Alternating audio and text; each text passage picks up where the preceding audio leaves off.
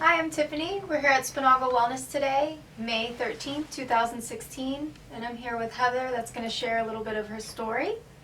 So Heather, what brought you to Sponaugle Wellness? I came to Sponaugle in November 2015.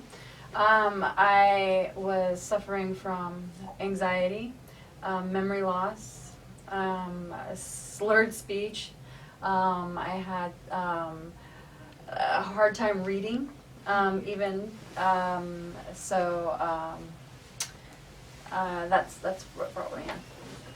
And how many places did you go to before you found Sponaugle Wellness, or what was the treatment plans before? I went to my primary care doctor, and he ran a battery test on me because I was very anemic.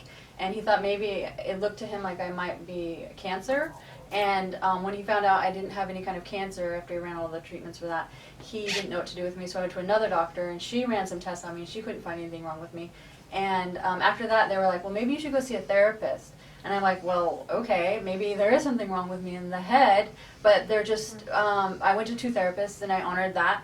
And the therapist said I had a good head on my shoulders, that there wasn't anything really wrong, but they couldn't help me either. So I thought that I was just kind of like a loony or a nutter, but no, there was something really wrong. Now, when all this started, how did you feel, like inside in your mind, you know? Okay, so after the doctors had ran all these tests and said, there's nothing wrong with you, you're okay in our book, and then the therapist said, you're okay in our book too, I went home and I couldn't I would walk into a room, I couldn't remember why I'd walked into the room. I would eat a bowl of pasta, I would get drunk off of a bowl of pasta that had no wine in it. I felt scared, nervous all the time. I had horribly high anxiety, started becoming slightly paranoid, and then I even became a little bit agoraphobic. Like I kind of didn't even want to leave my house, which is not my type of personality. I'm a person who likes to get out there and do things. So when this started happening, I was like, well, then, you know, I started thinking about things like this. I wanted to book myself on a cruise ship to Alaska where you could be in the icy waters, and I was thinking, well, I could throw myself overboard and die that way, or I could go to Alaska and I could throw myself in a snowbank and die that way. But I'm not a suicidal type person. This is not something I'd ever think about doing. I don't think it's right to do that, but I did want to get out of my body so bad because what was happening was so horrific and so frightening, and I wasn't getting any help at all, that you have to, when you're in that situation, you just want to escape your body.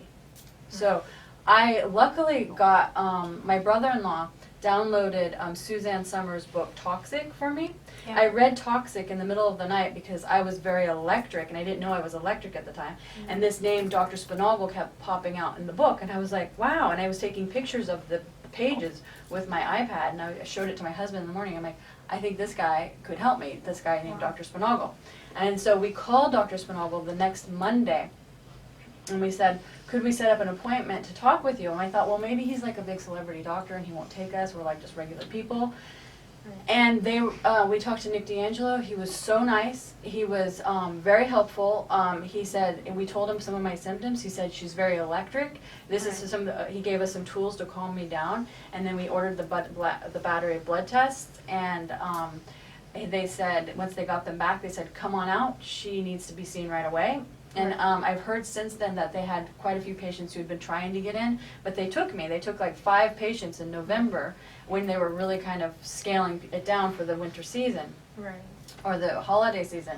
And so I got really lucky to get in here in November because I do not believe I would have made it to January because I was so, in my head, so bad off. It was just not a good place. And I really have to make a statement. I am not a suicidal type person, but it was just a very bad situation.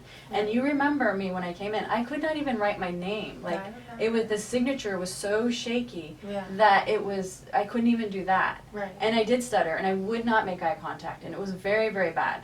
So this is 6 months later, and I'm doing great. And I know what's going on with me, and I know how Dr. Sponaugle works, and I work with the system, and I follow his protocol, and there are results. So from where you were from the beginning to now, your improvement, like we've seen it, I've seen it, we've all got to experience it, but from your words, How has everything gotten better? Oh, it's amazing. And it's like, I think about it, it makes me almost cry. And I get to go home tomorrow and I get to go out into the big world, which I've been here in Sponaugle land. And it's like kind of daunting but exciting at the same time. But the fact of the matter is, I'm excited about something. I haven't been excited about something for 5 years. You know, I've just been existing for 5 years before I got to Dr. Sponaugle. Yeah. And that's like called, you know, making lunches for your kids and making sure they have dinner. And that's called existing. You're not living. There's a difference between living and existing. Now, out of all of the things that Dr. Sponaugle tested you for, what would you say is the most heightened or the dominating factor that brought you to your feet or your illness? Dr. Sponaugle was the trichosethene, the mold. So, and industrial toxins. That was really off the charts.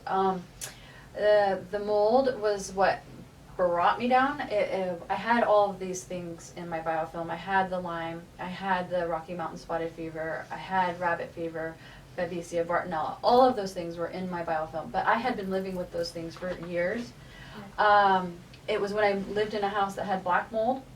And then I have the gene for it, and I moved away from the house that had black mold because my husband realized that it was something in the house making us sick, so he moved us to a different house. My husband got a lot better. I did not get better. I kept getting worse and worse and worse, and my health declined. I started becoming very, just no memory, very bad. I didn't even drive anymore, and I'm an excellent driver. Right. So, it occurred to me in 2015 in the summer, I was eating peanuts actually, and I was looking at the peanut and I was like thinking, it almost looks like there could be a little bit of mold on there, and I started getting like a little bit like freaked out about it, and I'm like, oh gosh, that's ridiculous. But then I'm like, I started thinking maybe it could be in my blood, and then I started Googling mold in blood, and I started looking at books, and I started thinking, could I have it in my bloodstream? Right. And could it actually go to my brain? Could this happen? I thought these were ridiculous questions to be asking even. I was like kind of embarrassed, right? Like, oh, this is so stupid. Right. But no, it's true. People have written books about it. It goes into your bloodstream. It goes into your gut. I had no gut lining when I got here. It went into my brain, and it was literally giving me a lobotomy, and I was shutting down. I was not able to function. Wow. I wasn't going to be here for much longer if I didn't get treatment. Wow. And even if I didn't go throw myself in a snowbank, something was going to happen. I just wasn't going to make it.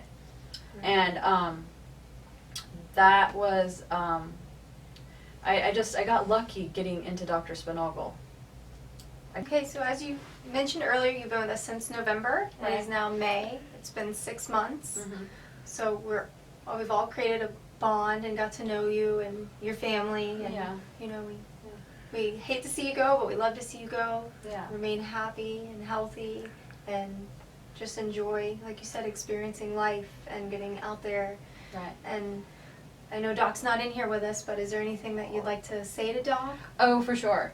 Thank you, Dr. Sponaugle, for being so amazing in your research and just very going for it, and just being there for your patients.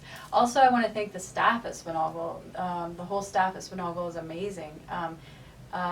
It's a really good group of people. You feel very supported, and you are just, it's just a very good situation here. You get a lot of help and support.